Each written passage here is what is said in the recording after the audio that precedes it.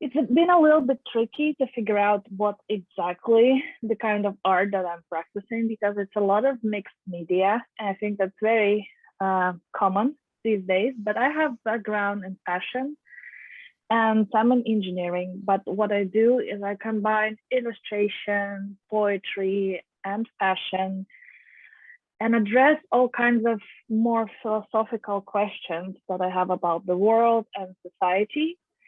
And my aim overall is to communicate the emotional confusion that we're always experiencing as humans.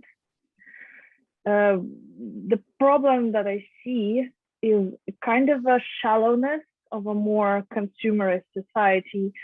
But what I believe is what I'm trying to do is to find depth underneath it all because I believe that it is there. And what I'm looking for is a soul within an object. And I'm trying to create artifacts that would have that aspect and that would make you feel something. So it's illustration, it's poetry, it's a little bit of ceramics and garments, as I was trained as a fashion designer. It's a little bit of everything. Currently, my biggest project is taking care of myself and getting better because I have been struggling with my mental health. During the pandemic, I wasn't able to do almost any creative work at all. I felt paralyzed, and a couple of months ago, I finally did like my first painting in a year. So I've been trying to learn how to be creative and how to live a life in a way that would be sustainable in all aspects when it comes to my health, to my life emotionally, and to my family life, and also economically, of course. I think like the key thing would be is that I believe that we all have a right. And I've struggled a lot with calling myself an artist because I felt like a fraud. And it really helped me to have kind of not inspiration, but kind of acknowledgement even by my friends that what I'm doing is actually art, because who defines what's art and what's creativity and what's valuable and what's not. So when I create something, the first thing I have to conquer is my insecurity. So for me, it's a balancing act. Do I go too deep or do I stay too much on the surface? Do I trust what I'm doing and do I trust to make judgments about it? Or do I think too much how others are going to perceive it? And because I tend to be very emotional, if I don't balance, I might either not do anything or go too deep and hurt myself in a way. So for me, creativity is a right for people to feel things and express them. And it belongs to everybody. And the worst thing that could happen to any creative person is a gatekeeping mentality, especially internalized one.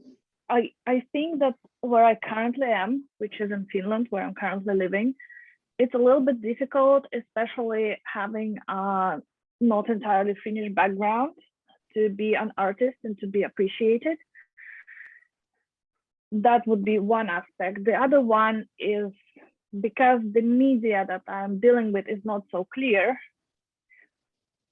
official art is having struggle with categorizing me. So I wouldn't say that I have like a lot of recognition or appreciation, but at the same time, I don't feel like I need it for any other reason than to survive financially. Because if I would live in a society where I wouldn't need to think about how I'm going to survive and pay my bills, I would be entirely happy just doing art and just putting it out there without thinking, okay, is this going to sell? Is this going to keep people interested?